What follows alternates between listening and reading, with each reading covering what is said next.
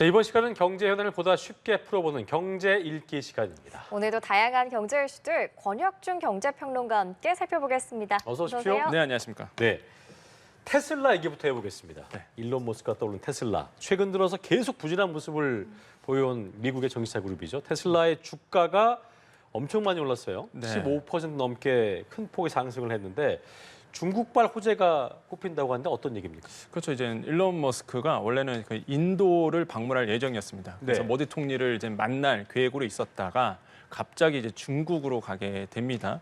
그래서 중국으로 가는데 왜 갔느냐가 이제 가장 큰 포인트였어요. 그래서 관전 포인트를 몇 가지 말씀드리겠는데 첫 번째 예고 없는 중국 방문. 이게 이제 관전 포인트 1입니다.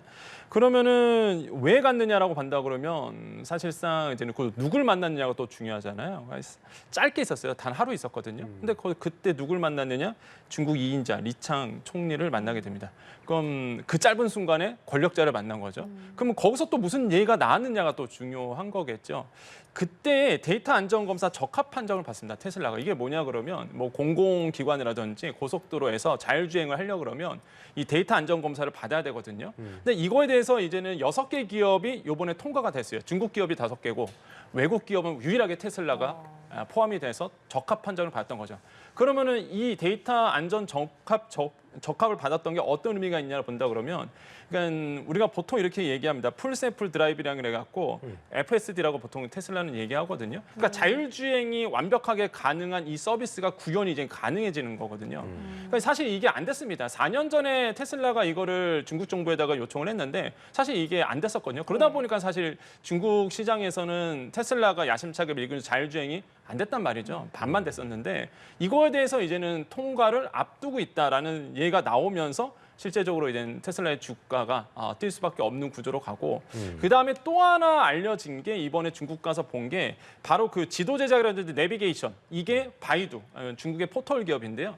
이런 바이두와 협력 관계를 맺도록 했습니다. 근데 이게 왜 중요하냐면 또 이 중국 같은 경우에는요, 지도 제작을요 외국 기업에서 못 만들게 합니다. 그러니까 그래요? 자국 내 기업과 합작으로 들어가게끔 이게 제도화돼 있거든요. 그러다 보니까 그럼 어떤 기업과 이제는 콜라보를 하느냐, 합작을 하느냐 봤을 때 이 바이두랑 힘을 합쳤다는 거죠. 그래서 바이두 같은 경우는 지도 제작에 가능한 그 중국의 12개 회사가 있는데 그중 하나의 회사고, 이 테슬라와 그럼 바이두가 힘을 합쳐서 그러면 내비게이션, 지도 제작에 들어간다. 그러면은 사실상 자율주행이 되려고 그러면은 내비게이션이 나와줘야 되거든요. 그래서 이런 것도 가능해지다 보니 그러면 이제 테슬라가 중국 시장에서 판매고가 올라갈 수 있다. 이런 결론에 도달하면서 이제 주가가 폭발적으로 뛸 수밖에 없습니다. 그렇군요. 그러니까 이제 중국이 외국 기업으로는 처음으로 테슬라의 이 데이터 안전 검사 적합 판정을 내린 건데 이 부분이 굉장한 호재로 작용을 그쵸. 한 거고, 또 그렇다 보니까 테슬라가 중국 안에서 그 완전 자율주행 이 출시도 기대감이 높아질 수밖에 없을 것 같아요. 그렇죠. 만약에 자율주행이 된다 그러면 사실상 테슬라의 가장 큰 장점은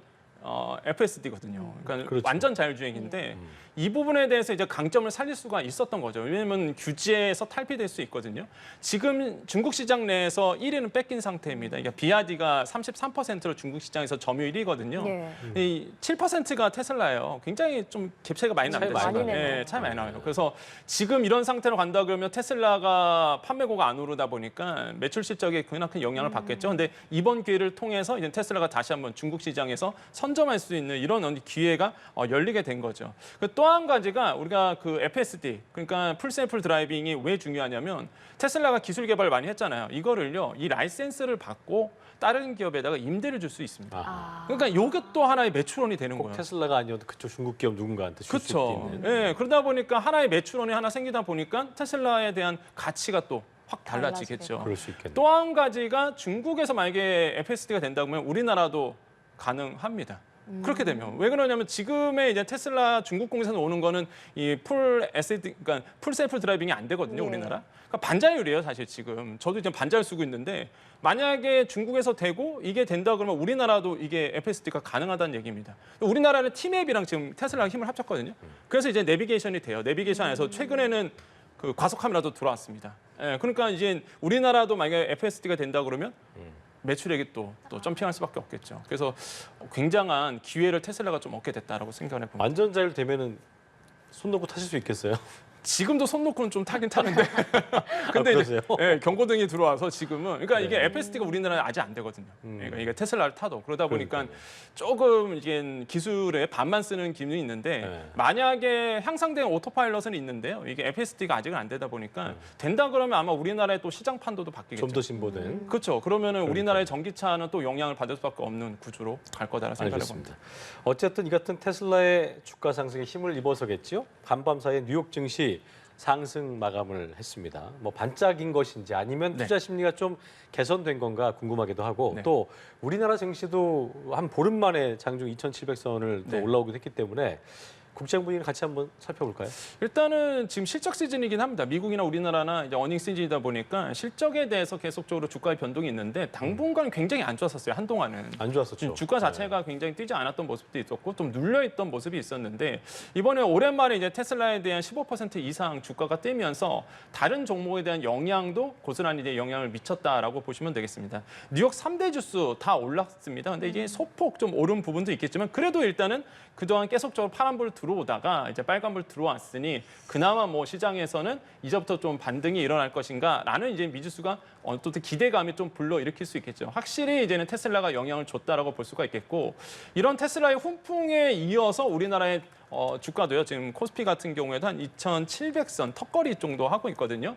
그래서 다시 한번 계속적으로 우상향할지는 지켜봐야 되겠지만은 투자 자산 쪽으로는 지금 굉장히 업황도 안 좋고 무엇보다 이제는 펀더멘탈이 좀 기초 체력이 좀 약해진 상태다 보니까 예, 아직은 조금 미지수가 좀 많다, 변수가 많다 이렇게 좀 생각을 해봅니다. 네. 그렇군요.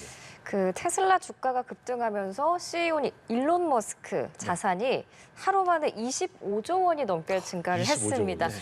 네. 이렇게 말을 하면서 사실 체감은 전혀 안 되는데 이렇게 주가 급등에 물론 웃는 사람도 있겠지만 네. 테슬라 주가 막 하락할 때 공매도 투자했던 분들은 굉장히 심란할 것 같아요, 지금. 그렇죠. 이게 아까 하루에 25조라니까 피부로 안 느낀다고 전혀 했잖아요. 안 느껴져. 총 자산이 277조 원입니다. 텔리언 머스크가 갖고 있는 1% 올라도 2.7조네요.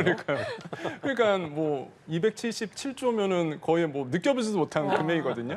그러니까 다 주가죠, 사실. 예, 주식에 대한 힘이라고 좀 볼 수가 있겠는데 어쨌든 간에 일단은 테슬라 주가가 뛰면서 이제 자산 순위도 이제 바뀔 수밖에 없겠죠. 그래서 자산 순위 지금 3위로 있고 뭐 아마존이죠.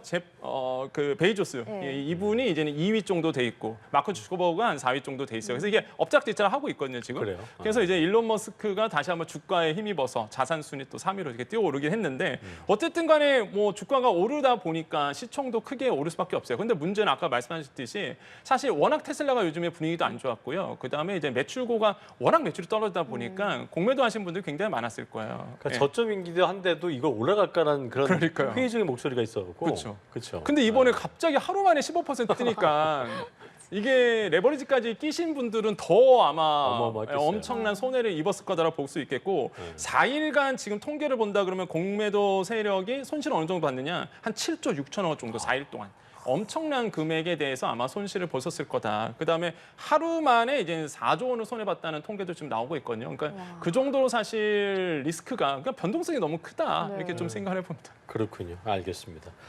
다음 주제 한번 살펴보죠. 지난달 저희가 아까 이제 문영민 기자의 리포트로 확인했었는데 네. 지난달 전 산업 생산이 5개월 만에 마이너스로 돌아서면서 이게 보니까 4년여 만에 최대 낙폭을 기록한 것으로 네. 확인이 됐더라고요. 그러니까 깜짝 증가세 보였었던 투자도 감소를 했고 네. 광공업, 서비스업 할 거 없이 뭐 다 줄었는데 정부는 어떻게 좀 분석을 하고 있습니까? 그러니까 정부는 이제는 1, 2월에 워낙 좋아서 사실 이게 기저효과다 이런 얘기를 하고는 있습니다. 워낙 그 1월 달에 또 수출, 2월 달 수출 잘 됐고요.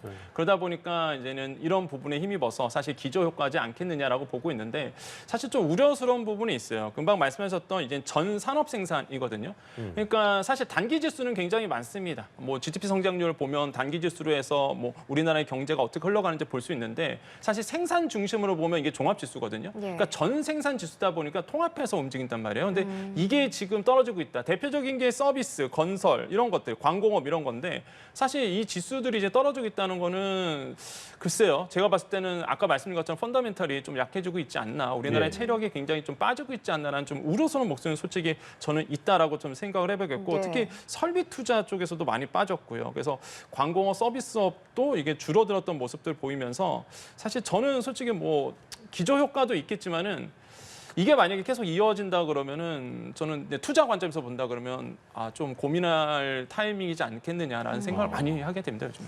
근데 이렇게 생산과 투자는 좀 감소했는데 소매 판매는 1.6% 지난달보다 늘었거든요. 네. 이거는 그러면 내수가 좀 좋아지고 있다라고 이렇게 해석해 볼 수 있을까요? 그렇죠. 이거는 사실상 제가 봤을 땐 소비 동향이 좀 늘었다라고 봤는데 4월 보셔야 돼요, 이거는. 예, 그래서 이거 한 달 가지고는 사실상 뭐 소비가 늘어났다라고 저는 판단하기 좀 이르다고 볼 수가 있겠고, 물론 내구재 같은 거, 그러니까 승용차라든지 이런 것들은 좀 늘어난 부분이 있어요. 워낙 그 사용차 자동차 쪽은 잘 팔렸고요. 특히 뭐 우리나라에서는 현대자동차인데 기아자동차라든지 뭐 그다음에 이제는 많은 전기차들이 사실 우리나라에서 또 1, 2월달에 많이 팔렸기 때문에 내구재 상품 많이 팔렸고, 그다음에 비내구재도 한 2.4% 올랐거든요. 요거는 이제는 음식료 이런 것들이거든요.